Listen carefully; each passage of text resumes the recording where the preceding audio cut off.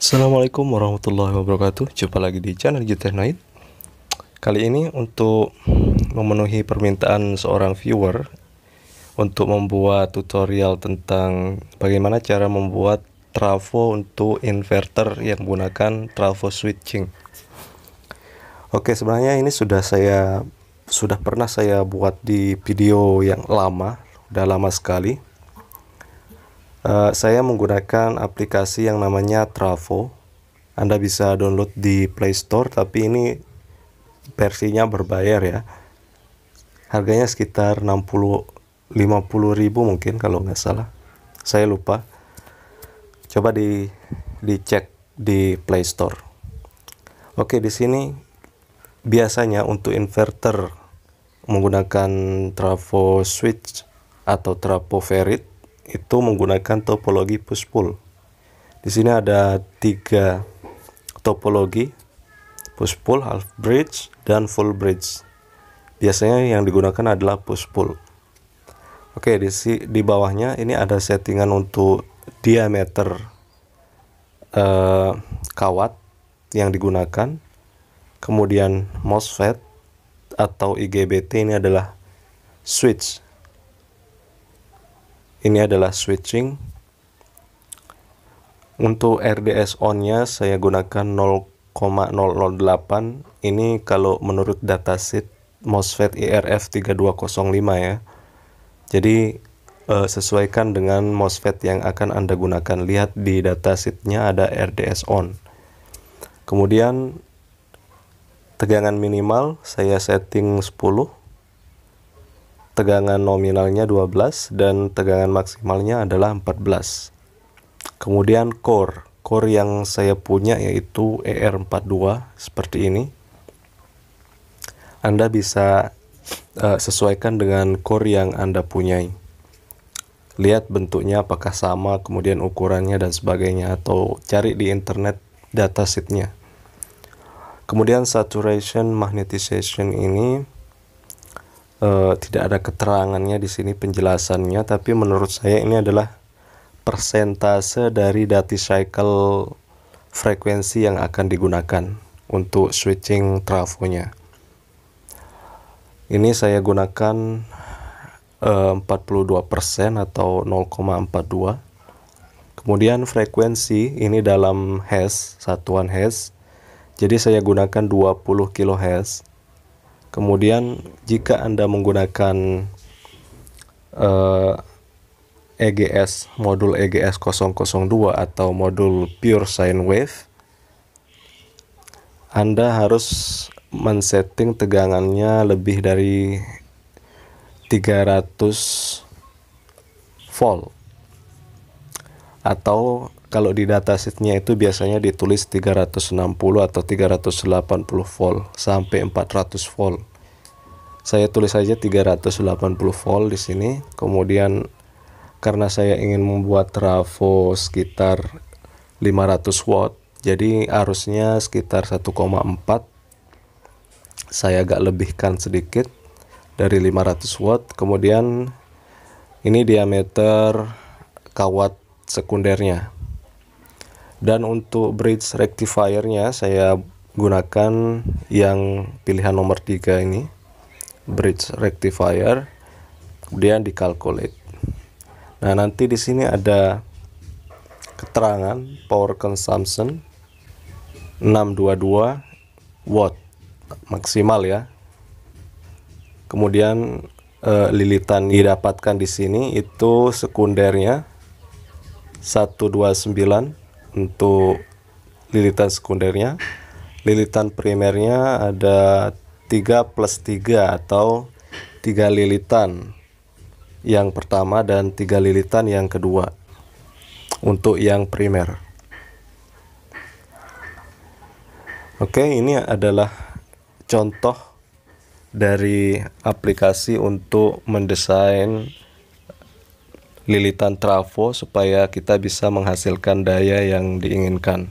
Kemudian sekarang kita akan langsung ke praktiknya.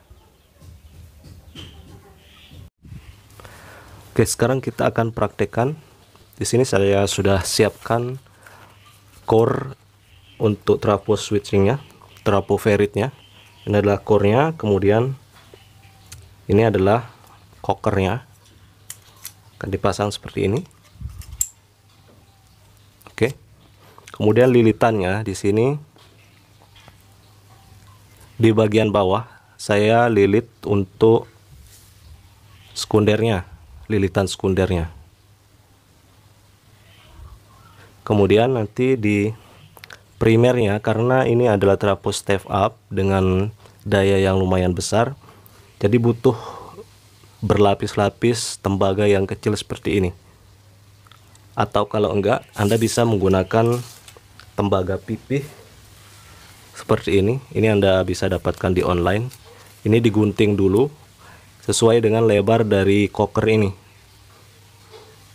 Jadinya nanti akan seperti ini. Nah, ini Anda lapisi dulu dengan Kapton tape atau selotip anti panas. Anda bisa menggunakan yang warna kuning yang biasa dipakai juga. Tapi yang Kapton tape ini lebih tahan panas ketimbang yang warna kuning ini. Jadi ini untuk lilitannya. Kalau lilitan sekundernya ke arah kanan, Anda melilitnya ke kanan, maka lilitan primernya harus ke kiri, berlawanan arah. Kalau sekundernya Anda lilit ke arah kiri, maka primernya ke arah kanan. Oke, nanti menurut kalkulasi yang tadi, lilitan primernya sekitar 3. Nah, di bagian sini, ini Anda solder dulu dengan kawat seperti ini. Sekitar 4 atau 5 biji, 5 helai. 5 helai di solder di sini. Kemudian nanti di bagian sini, ini untuk kaki pertamanya, sama seperti Anda membuat trafo CT biasa.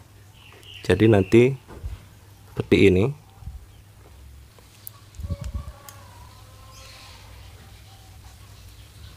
Misalkan ini sudah di solder ya, ini sebagai contoh saja. Nah, kemudian dililit 3 kali, kemudian dipasangi lagi kawat untuk bagian CT-nya di tengahnya. Misalkan ini 3 kali.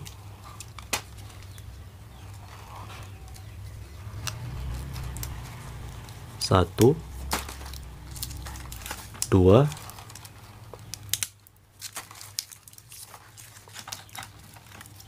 3. Nah, pada lilitan ketiga ini Anda pasangi, Anda solderi lagi dengan kawat. Ini Anda solder ke sini. Kemudian nanti Anda selipkan di kakinya. Anda selipkan di kakinya ini, Anda bagi 2, 4, 4. Ya, di kaki 1 4, yang di tengah ini 4, yang di sampingnya 4, supaya tidak numpuk di satu tempat. Nah, kemudian lanjut lagi 3 lilitan lagi, nanti ditempel lagi dengan kabel 4 helai kabel, sama seperti yang pertama. Kemudian nanti ditempel di kaki, satu kaki di paling ujung ini, ya. Seperti itu, nanti hasilnya akan seperti ini. Nah, trafo yang sudah kita buat tadi ditaruh di bagian stage 1. Bagian pertama ini adalah inverter penaik tegangan dari 12 volt ke 380 volt.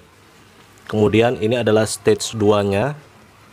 Stage 2 ini adalah modul EGS 002 penghasil gelombang sinus seperti ini. Dan ini adalah bentuk gelombang dari switch untuk men-switching trafo ini. Ya, ini dihasilkan dari PWM controller menggunakan TL494.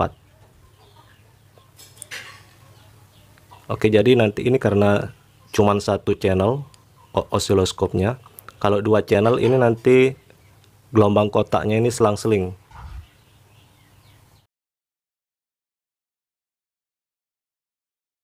Ini bentuk gelombang supaya bisa digunakan untuk men-switch trafo ini. Sekarang kita akan lihat tegangannya.